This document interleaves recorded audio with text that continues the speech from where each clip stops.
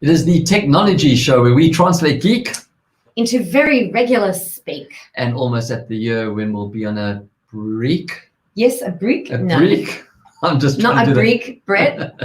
I'm Brett Levy, and with me as always, Angela Vithoulkas. How are you? I'm actually not too bad considering it's early December. Santa is very busy wrapping all of my amazing presents. In fact, they're going to be too big to fit in his sleigh, so I'm not sure how he's going to get them to me. Are you actually expecting us to leave you on the good list? I've been nice. Yes. Yes. That actually gives me a nice little safety. Even when I'm naughty, I'm still nice. Okay. I found a great show on Amazon Prime called Nosferatu, like as in Nosferatu, the vampire, but the way it's spelt, and there's a car and there's all kinds of stuff. 2 seasons, definitely worth a binge watch. Very Christmassy theme. I'm not going to spoil anything else. Is it a vampire? I'm not going to say anything. You'll see it. Listen, as I explained to people, if I had known how The Bodyguard was going to end, I never would have watched it. There's lots of those. This one's worth watching to the end. I like to know. It is, and it does end. It's not one of those series that leaves you with this absolute cliffhanger and you'll never know because they cancelled the show. It ends well. It could come back if it wanted to, but probably won't. Stupid when people do that. Stupid. Right, so let's go into things with a Z. I'm going to start sharing my screen. You can start doing that, and while you're working out the tech stuff, because clearly you have trouble doing it, just like putting a cover on your phone. Oh. We'll get to that. Please give us a shout out wherever you are if you're watching the show, so that we can just acknowledge you and give you a hello. Yes. And also to ask you to make sure you hang around because we've got an amazing guest today. So it's not just us. Me. And him. There'll be an us. Brit. Okay. I had a name. It's not just Brit. It's not just Brit. It's not just Brit. Right, so into app of the week. So app of the week is called Color Accent. Now, it's very hard to show color accent without showing color accent. Yeah. But from what you can see, so the cute little unicorn thing that you see on the screen. So it is a unicorn? It is a unicorn, I think. I think so. My niece would call that a unicorn. Look, it doesn't have the horn, but I agree because of the colors. It doesn't matter. It's an abstract unicorn. Well, it's a unicorn. It's great. Yep. But that's the logo you're looking for. Excuse me, in your app store. So the logo for the app. And it's called Color Accent. That's what it's called. That's what it's called. So I thought, let me show you how Color Accent works. So if you look at the first photo, the one next to the unicorn, that is the original picture I took of Scotty. Look at Scotty. That's Cade's little kid. Scotty is Cade's cat. Cade's cat. It's not my cat. Not Brett's cat. It's Cade's cat. Even though they all live in the same house and they are the same family. And I have to pay for everything. But it's Cade's cat, and he's a Scottish fold, hence the name Scotty. Now, if you look to the picture on the right or left, I'm not sure how it is on the screen for people at home, you'll see that it's all black and white except for the color green in the background. The one that's furthest away from the unicorn. Yeah, so this one, I think my mouse works on screen sharing. So you can see I've just left the green. So the way Color Accent works is you take your photograph, you select the color that you want to keep, and you just drag your finger to where it is, and it's got this like little round circle that shows you which color. In this case, I did the green. And I left it there. The green just bush. The green bush, not that dark green door. Is that a door? Yeah, there's a door. Pipe. You see, there's like a door frame there. There's a little handle. Yep. And there's also that dark green plant. I chose this very light green here in the light. Yep. And I use that, and you can change the intensity. And that was the picture I got. That's a nice special effect on for a Photoshop kind of thing. Right? And that's what it's for. We're coming into the season now where we're going to go to the beach. We're going to take photos. I can bring up on my phone some of the other ones that I took. So, I don't know if I'll be able to show the screen, but there's the same scene with just Cade wearing so it's very hard to get, but like there, well, you won't get it that way, but you can see it. Yes. Just the red shirt just left. It looks great. I did it with like there's just a little cherry and everything else. That's beautiful. It's very professional. And it's so easy to do. A very classic. Correct. Kind of Parisian photos. Parisian. Everyone's going to be going Instagram mad. So yeah. Ooh, I could change hair color. You actually could, because you can add color into it as well. Yeah. On the Pro version, I think you can actually add extra colors. I could change my hair color without changing my hair color and just seeing if I really would have more fun as a brunette. Nah, I don't think you would. But okay, you can. So that's Color Accent. Yep. I think it's on Android as well. In fact, I'd be quite shocked if it isn't. Is it a free app? It is a free app. There is a paid version as well that gives you other filters. What do you get? Okay, multiple colors, things like that. Right. The free app is fantastic. Color Color accent. Color accent, spelt the American way. COLOR, no U, because you take the picture. So I'm definitely going to download that app. It's a fantastic app. So definitely worthy of the app of the week. Going into the season, boom. Staying with color. Now, if you remember a couple of shows ago, I did a review on a camera. It was a little camera at home. Remember, like a little home camera. And you scared the crap out of your son. And I scared the crap out of. So someone scared the crap out of my car. Someone decided to hit the back of my car outside and not leave a note. Thank you. Like they could have at least been decent, left a note with shit on it, like scribbly scrubby, like that you can't read anyway. They did nothing. Nice $800 excess later to fix the car. So we have taken our camera that we would have had inside, and I've now got the outdoor version. So you can't put the indoor camera outdoor. Obviously, it's rain. So this is the same brand. This is the EZVIZ. So you're saying that you've mounted it outside? I've mounted outside to look after your car. To look at, well, not only just look, yeah, to look after my car. Actually, yes, just to look after my car. But what's cool is the same features. If you remember that show, if you didn't, go back and have a look at our show. Yeah. It's got the microphone feature. So you can operate it remotely. I can operate remotely from wherever I am. From the app on the phone. Yep. And you can say, get away from my car. That's so cool, don't you think? So what will happen is I can put a motion detector on it that will then alert me. Yeah. So if something happens outside. So now that could be painful though, Angela. So what Brit's saying, that next Halloween, don't walk around Brett's neighborhood. I'll supply you his address later and his number. Don't walk around his neighborhood at Halloween, North Pole, because he's likely to get on his phone and the app and start talking to you and saying, why are you wearing that hideous green dress? Something we've always wanted to do, which is make commentary on people. It'll be like, for all of you people who were alive, right? Candid camera moments. Well, there's actually a more sinister one than that.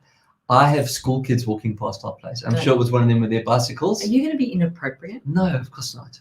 But can you imagine when they walk past and the car talks to them and go, hey, young boy, just rub that dirt off my car, or off my back windscreen or something, like a little bit of fun, because they won't see where it's coming from. Shouldn't you be home? Why are you out on these streets at this time of the night? Well, we also have a lot of those drunken types that are out there. They get out the Uber and they're still having one more drink, and I can have a go at them. Or just shut up. Or a this conversation car's trying to on their sleep, own. You know? But there's actually another reason for it. And the reason why you would get an outdoor camera. Yep. You're not at home expecting a parcel delivery. Yep. You can see that it did or didn't arrive. You'll see the two little aerials there on the picture. Yep. You can see that. So that's Wi-Fi. So it's fully Wi-Fi enabled. It connects straight away. It also has a memory card, same as the indoor version. Mm-hmm. That's what I liked about the brand. But the big thing for me was color. Most outdoor cameras, like, you know, when you see on the news, police are looking for this person or whatever, it's always black and white. Okay. This is color. So, and there's actually a comparison shot that I found off the website. I wasn't going to be that diligent and start taking more pictures. I've already done that with cats today. But it does make a huge difference when color's involved. Yep. And especially like the guy's wearing a red hoodie, not just dark color hoodie. The final thing, and the reason why maybe people should consider getting outdoor cameras is actually to help the community. When something does go down, there's been a lot of crazy stuff going on lately if you watch the news. Yes. Look, as usual, you're going to disagree. I'm mindful of these things because you're allowed to. It's a conversation. Where CCTV goes is a huge community issue. Yep. And it often has a lot of community consultation when it's public CCTV. So there is such a thing as privacy infringement. So if you do, I'm just cautioning everyone, if you do put or mount an outdoor camera outside for your own personal safety and use, that's fine.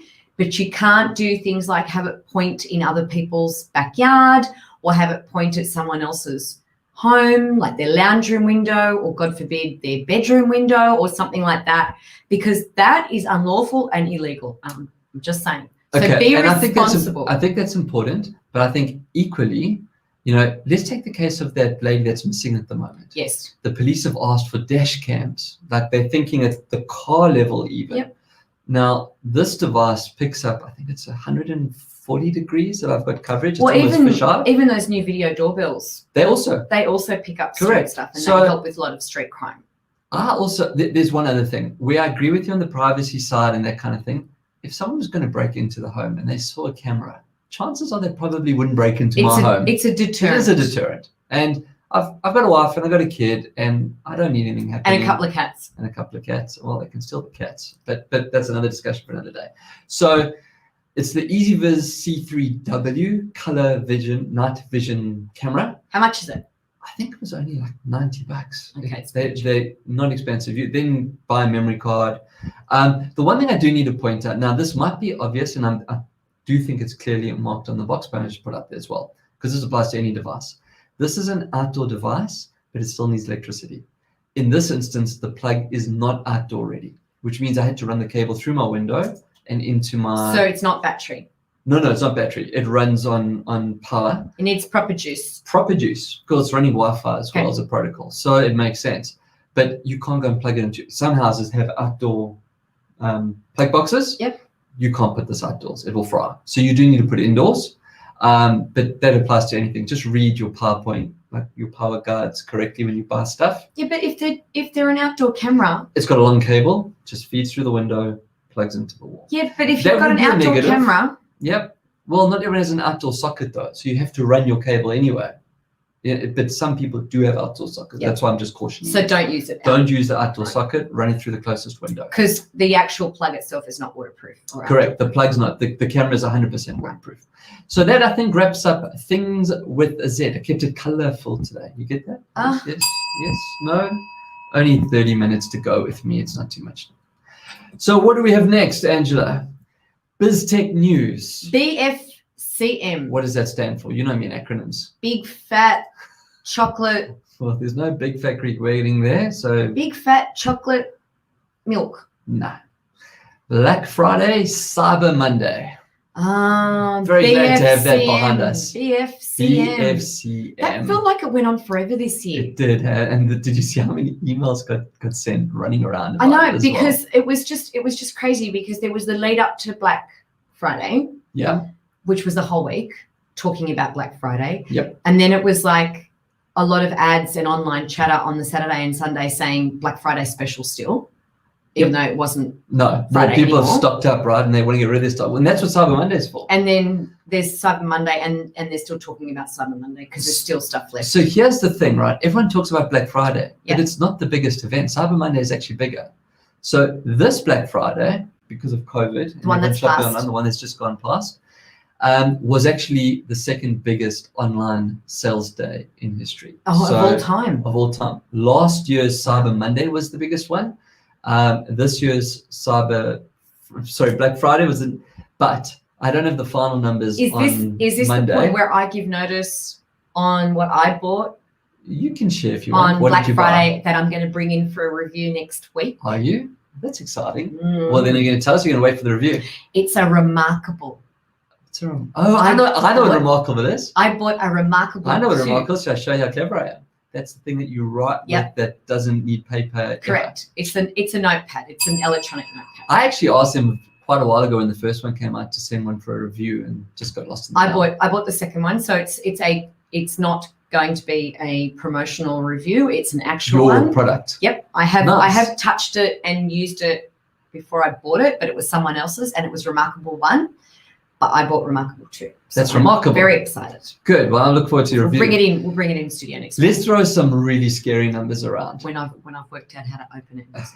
And I'm the one that has the fails. You have to bring it to me. I'm really good at failing on these things. So just the US on Black Friday, what do you think they spent? Why isn't there Australian data? I've got some Australian data for you. How much was it? What, Australian or US? No, US. You said you started. The US, $9 billion on Black Friday. So, and it's up 21%. I was about to say it's from nearly 22% from a year ago. And I suppose and the Cyber Monday prediction, they're talking 12.7 billion will be the final figure, which is between a 15 to 30% growth as well. But it's still bigger than Black Friday. Always bigger, because that's exactly what happens. People miss out the frenzy. Yep. And then the company's got stock. That's and they go, well, we still got it. Correct. So that trajectory of Cyber Monday being bigger than Black Friday. It will continue. It's continued. Yeah. In Australia, the only data I could find was on Shopify, and they reported $2.4 billion. So that's with the Shopify Mall, which means that the website that you're buying from is Shopify backed, so not WooCommerce and excluding Amazon. It's massive numbers, though. It really is massive. What is down, unfortunately, or fortunately because of security risks, is the in-store. we didn't have those scenes of people smashing down doors and beating people for toilet paper and stuff on good deals. Yep. So it's not a bad thing, but the brick and mortar stores are starting to feel it even more so. So I've actually noticed that our guest is sitting in our studio, so it's good. We'll be bringing him in soon. Gabby's here. So just let him know we can see him there. He's there. They're good. Right, I'm going to move on. Should we ask him, how's the green room? We should ask him, how's the green room? What's his green room? Did he get the snacks that we put out for him? I'm not sure if he can hear us, actually. So I actually battled to find news. So you're saying. Because of Black Friday. I can already see his notes. And before he talks about it, and he's got it in like big font saying, there was so much stuff happening on VC. But it's true though. Like everything was just about where to buy this, where to buy that, where to get this, how to get that, who to get it from, blah, blah, blah, blah, blah. Fine. So I couldn't find news, but I had to put this up. Now I looked really hard. Does Dan look like he's really perplexed? Did I do a good job putting him? He always looks flummoxed. Does he look in pain there? No, but what scares me is that you put his face on a QR code. Well, that's what I had to do. That's for my story. I'd be really worried if we scanned it. Well, here's the thing. And it was like, if you scan it, you know what will happen? It'll go through to his RSVP page? No, nothing. Just like the Victoria QR app. Nothing. So it didn't work. It didn't work. It had an absolute fail. There were people saying that they tried to check in at places, they couldn't. They tried to enter their data, they couldn't. There's a simple reason for this. Yeah. Someone, I don't know if they were backhands or if anything was wrong or shouldn't tick be. The box. Well, the problem is that they were just trying to knock something up. Did nobody go live? I don't know what they did, but it didn't work. Same as that QR code won't work. If you scan it, nothing's going to happen. The lesson to be learned here, though, is if someone else has done something, reach out, have a chat, and get them to help you do it too. Because ours is working, and it's free. So you didn't have to pay $2 or $5 or $10 million, whatever you spend, with whomever you spent it for. Why didn't they just reskin it? Then you have to reskin it. It can be global. We're allowed to travel the whole country. It should be one, like the Lord of the Rings, one app to rule them all. It's just a freaking QR code. You didn't need to bring on an agency. Okay, so why didn't they? This is my question. So stupid. So stupid. So I'm not gonna hop on it too much longer. I'm gonna leave him there. That's a fail. Oh. How do you pronounce that? Isn't it Greek? That snake that's eating itself.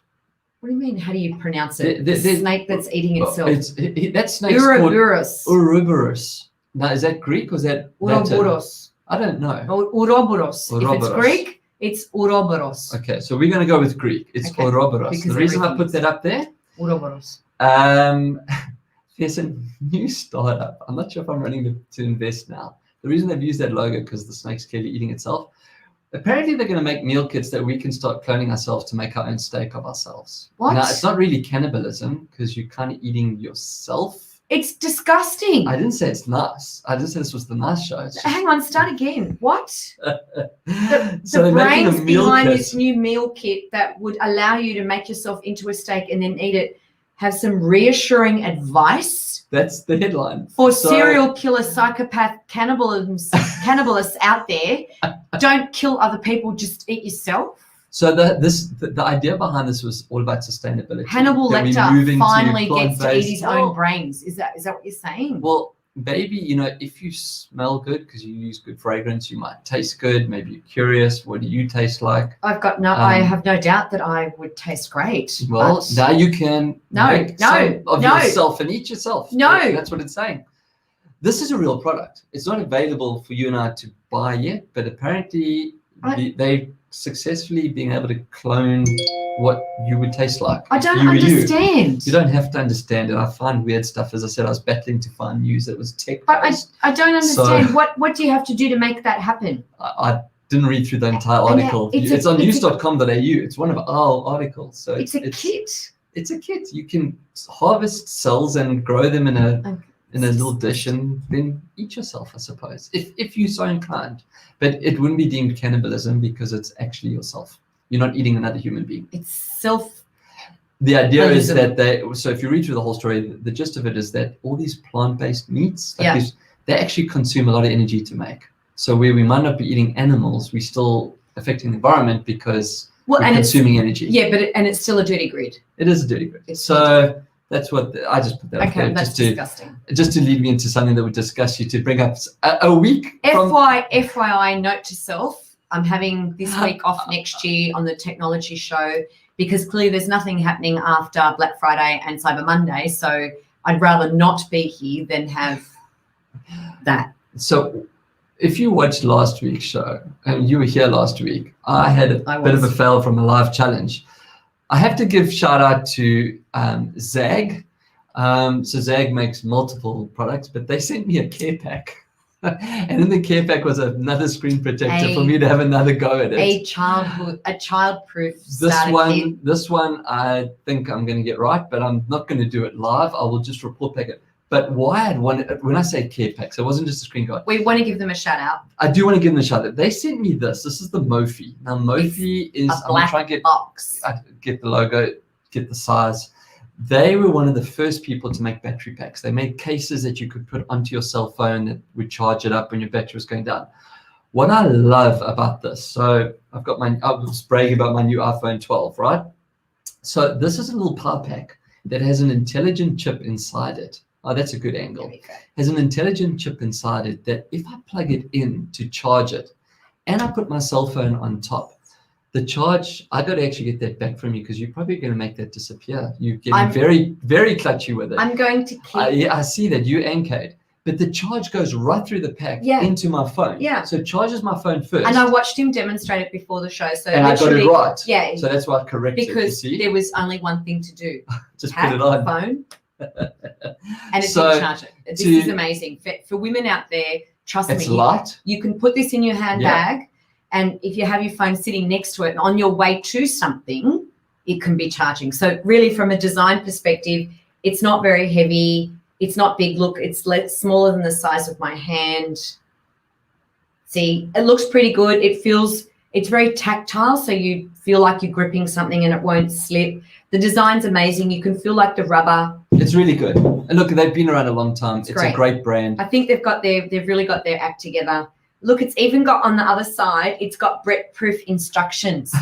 It tells you I read the box. What each little thing is for. Okay, so I need to wrap up this and move to the fun part, which is chatting to our guests who probably know this product as well.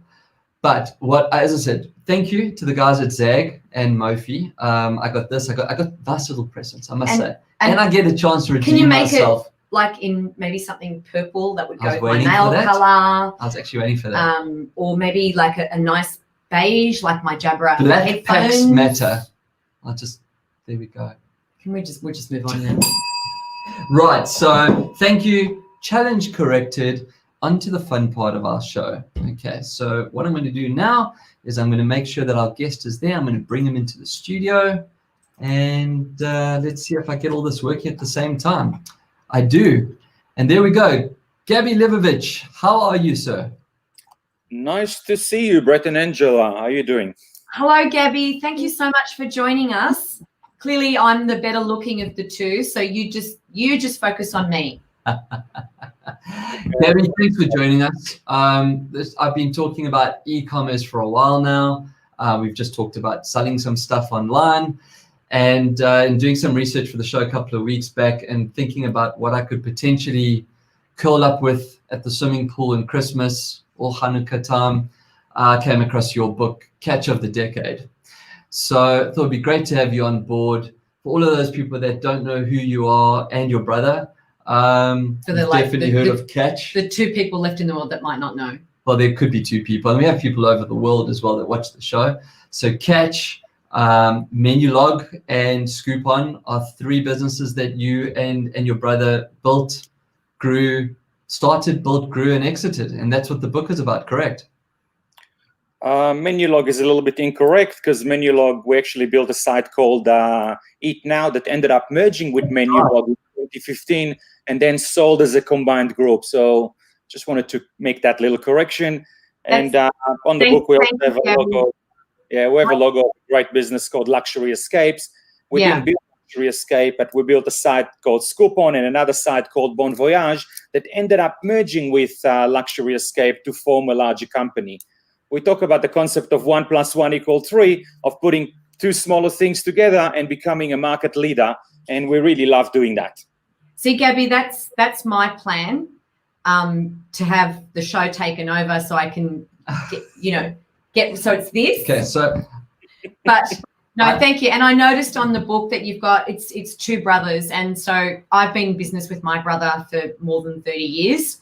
And I'm still talking to him, so I know what kind of a challenge and a reward. Barely talking to him. I think we're talking at him. I've seen it firsthand. I do sometimes play the big sister, even though I'm the little sister. And I am often quite rude to him, but he takes it, so I get away with it. So Gabby, I know there's things in the future. A little birdie told me. This has been a very interesting journey. In fact, I must tell you, when I was living in South Africa, there was a website called Catch of the Day, and they were quite open and honest about the fact that they'd seen what you guys had done here in Australia and try to mimic it. I don't know where they are, how they are, what they're doing. Maybe you even had a stake in that as well. I don't know. They reached out to us. It was a Jewish guy from Caulfield. We told him that we're not interested. We stick to what we know best, and we know Australia best. And it was funny to see a Catch of the Day in South Africa. I remember for a long years, I even saw a Catch of the Day in Sri Lanka. And they've basically reached out to us from every country around the world wanting to build a new one. But we were never interested. We're always an Australian-based. So take us through the journey, Gabby. 3 or 4 or 5 builds and exits. I mean, I haven't read the book yet. Have you seen how the book's placed behind there? He's going to lean over and autograph that one and send it up to us afterwards so I can read it. But take us through. I mean, it's been an incredible journey. It's 20, 25 years? No, it's been a lot less than that. So I just turned 50 recently. Catch of the Day was launched when I was 36. The year was 2006. Prior to that, I was selling from my garage at home in the suburb of Caulfield, selling on eBay like tens of thousands of other Australians that still do it today. The difference was when we were selling on eBay, most consumers were wondering whether it's safe to put your credit card online. And most suppliers never wanted to sell us any goods because we did not have a bricks and mortar retail store. So it was, very, very, very early days. Yes, Catch was launched in 2006 as a silly idea of selling one deal a day. And we truly sold one product a day, every single day. The deals changed at midday. And we managed to build an amazing following of Australian consumers that loved the bargains that we've put forward every single day. We appealed to everyone. We were selling goods that appealed to young and old, male and female. And the news reached as far as South Africa. By the way, my wife is South African too. I'm sorry for that, Gabby. We can send it back because there's no flights coming back again for a while. So if you want, you can send it back over. When I say South Africans, they normally tell me, why? At least we have to, but why do you? Yeah. Gabby, and I have to ask this question, out of everything that you've done and that you continue to do, why write a book? I mean, surely you've got better things to do with your time. It's a great question. I mean, we sold the business to West Farmers in August 2019, and after an amazing journey, the reasons are as follows. To be honest, I want to show it to my grandchildren one day because they're going to think that I'm a bum and I've done nothing with my life. So it's a nice story to show. But truly, I mean, having written that book and checking my LinkedIn every 5 minutes, I get a beautiful message from some unusual person around the country, and they could be an 18-year-old student to the leader of one of Australia's largest companies, and everyone just loves it, and they learn so many lessons from it. And it gives me so much pleasure to be able to inspire the next generation of Australian entrepreneurs. And there's no better time to launch a new business than right now, post COVID-19. It's interesting that you say that because a lot of entrepreneurs of a smaller level, for instance, such as myself or Brett, because I consider myself an SME, so on a much smaller scale, and I kind of love the independence and the fluidity that you get from being not too big, which is often what we say when we're not big. Saying that we rest on the right size. But it's interesting that you say that because a lot of us are going through there's some school of thought that's talking about a national consciousness of how we're reacting to COVID, and then those that are bucking the trend of reacting to COVID. So it's interesting that you're saying that there's never been a better time, because I felt quite at ease through most of COVID. And I mean, I think that's partly due to the fact that I'm in Sydney and not some other cities around Australia, where we've coped quite well. But the bricks and mortar have really hit the wall in terms of COVID and made digital transformation ever more important. Yeah. The question that I have to ask, and I don't know if the answer is in the book, is, you've done it 3 times and 4 times, 5 times. And as I said, I know there's another project that's coming again soon. Why would you exit though? Now, the obvious one is money, right? Someone says to you, hey, we're going to pay you X number of dollars, and you exit. But just from listening to you for the last few minutes, I can hear the passion. I can still see that little spark in your eye when you said 14 years ago, you start on this one thing, and you're doing now, your eyes are lighting up. Is it not like a child? Is it not something that, or does it just get to a point where you've got to go, it's time, I need to move on? What goes through your mind? And for the listeners that are thinking or about to start this journey, why did you leave or sell? I'll start from the following. So everyone is quite aware that the business that we sold about 16 months ago for $230 million is valued today at nothing less than 10 times that. So people quite ask me, and I've done a lot of podcasts recently, name one mistake that you've done over the last decade. And I say the only mistake we've done is to sell the business 1 year too early.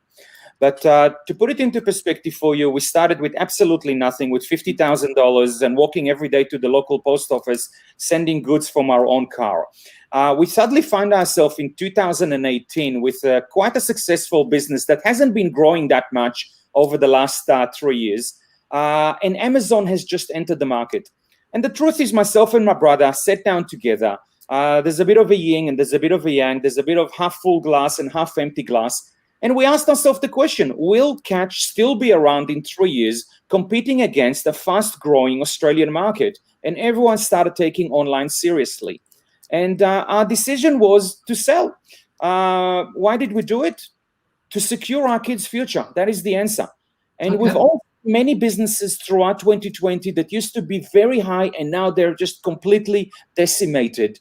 And they wish that they sold. But again, no one saw Corona coming. We were not stupid selling it. Everyone congratulated us for selling at the right price.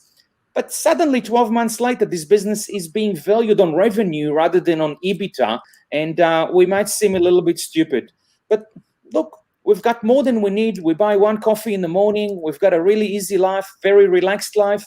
And I've got more time for podcasts and for writing books. And there we go.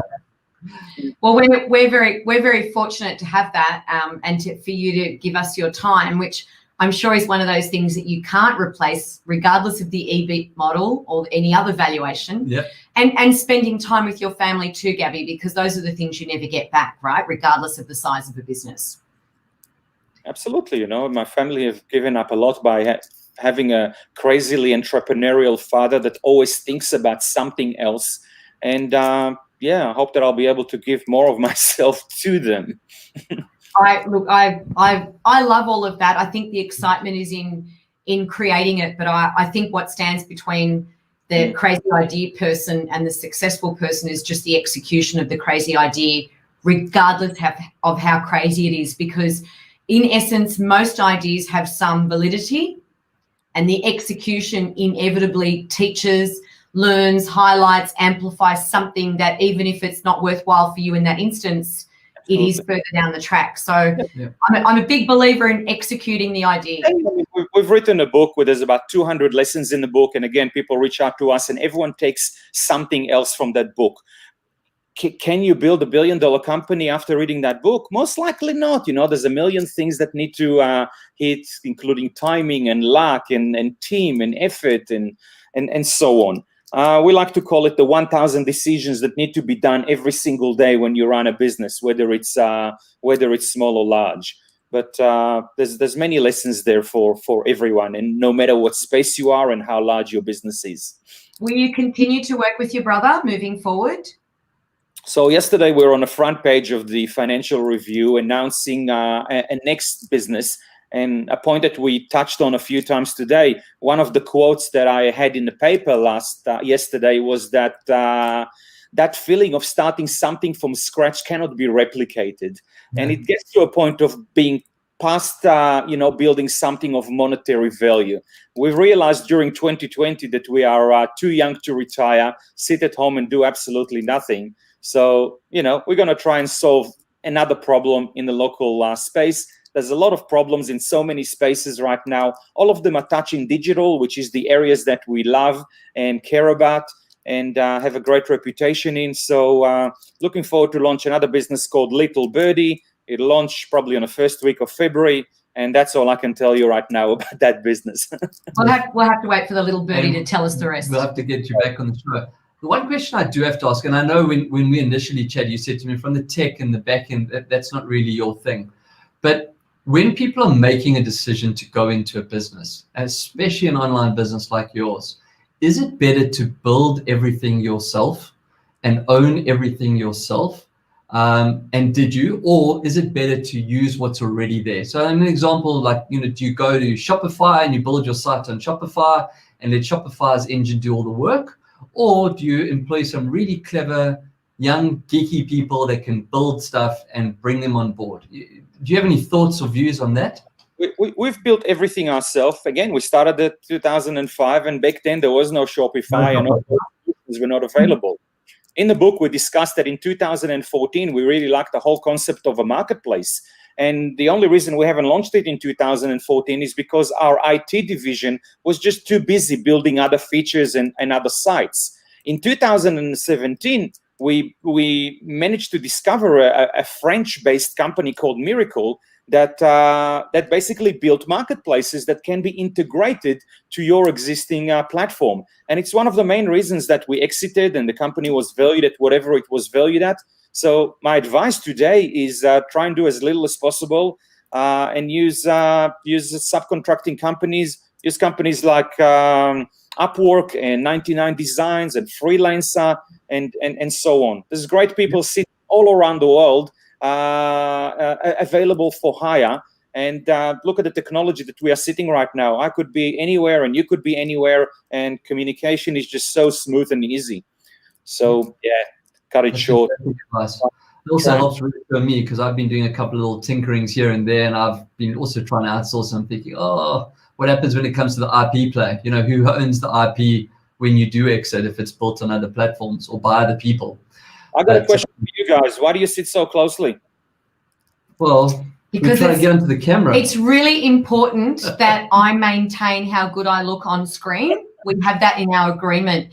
Now, if that means at the sacrifice of my co-host, so be it. So this is the ideal situation. 2 microphones, just me. Unfortunately, Gabby, I'm actually going to use this opportunity, Gabby, as a punt. So I've asked a certain company to please send me a certain toy that I would love to play with that I think might solve this problem. And I'm going to tag that person in my post afterwards. Let's tell him. Who? Let's tell him who it is. It's Jabra. So Jabra has a thing called a Panacast that throws a 180-degree view camera at short throw so that we don't have to sit so closely together. So Jabra, if you're listening, and I will tag you up on the show, help us be COVID safe. And because keep social distancing and give Andrew the spotlight. I have to stick the thing up his nose before every show and have a fast-acting COVID test. I use my Jabra Bluetooth headphones, and they're amazing. It's a great company. Definitely send us a few freebies. But they're not so great for SME tech shows. Yeah, I got mine as well. I love my Jabra, but as I said, the Panacast is eluding me at the moment, so I need to get one of those and yet to give it a go. Gabby, thank you so much for your time. One thing that I did clearly learn from this brief chat with you is that is your most important commodity, so I do appreciate it. Good luck on the book sales. Well, I'd have to wish you luck. I'm pretty sure it's already the bestseller, and I'm looking forward to when I do finally take some downtime at the end of the year, maybe cuddling up with it. Is it Kindle and hard copy, or is it only hard copy? It's available on both, and I think in January we're even going to have the voice version. Please send me an email with your address, and I'll send you a few books. There we go. And we'll get some away on the show. A signed that would be fantastic. Because I'm having 3 days off over Christmas too, so I will need something to do because I'm turning off all the devices. We'll see. I'm going to bet against that. Thank you, Gabby. Looking forward to the adventure next year as well. And thanks for making the time. I really appreciate it. We do. Thank you. Fun. Thank you. Bye. Cheers, bye. Wow. What a great guy. Well, that was cool, right? Yeah, that was cool. Did I redeem myself for all the bad things I've done over the last... It's not that you've done bad things. It's just that, you don't keep your knobs shiny and your screens clean. I kept my screen clean last week, that's for sure. I just messed it up. Right, moving to the last part of our show. Yes. Which is? The car. Car. Yeah, car. Okay, car. So, questions and answers. What have we got? We have got... How do I manage my emails over the holiday? Is out of office the best for it? And if you respond, will the customer assume you're still working? Ooh, I do like that question. It's kind of a jumbled question. But yeah, that's a fair call. That's actually a really good question. Okay, so let me tackle it. So the first part of the question is how to manage emails over the office manage emails over holidays with out of office. So first of all platforms, whether using Gmail, Outlook, Mail, like the Apple Mail, etc., all have an out of office function. You go in, you set. My advice here though is please remember to set an auto off. A lot of people put their out of office on and forget to actually turn it off. So you come back to work and you get this email saying, oh, Brett's back to work on the 1st of Jan. It's like already the 12th. Yeah. That's not professional. Okay. With regards to should you respond and then your customer assumes you're still working? That's a very hard question to ask. Now, we've just spoken to someone who's told us he's an entrepreneur and that he sacrificed time with his family and so on. And a lot of us do that. Angela, you do it. I do it. We all do it. There's no real answer to that. The simple answer is if it's a really important customer and someone that you're really going to need next year, I think all customers are important, but if it's an emergency, I would respond. If you are picking up your emails, whatever, but start off with, hi, whomever, I'm currently on leave. I'm not sure if I can help you. I just want to acknowledge the fact that I got your email and want to see what I can do. And I'm following it up with someone else. Correct. And I personally will be doing my first ever out of office email this year. Well, then that's a really good question. Because I am taking some genuine time off and I just want people to know. I'm going to be opting for the version of I'm currently on leave. I do check my emails every 3 or 4 days. So if you're happy to wait for a response, it will come, but it will be slow coming. For emergencies, text me. That's also not a bad idea. Actually, that's a very good option. Is put your cell phone number and say if it's an emergency.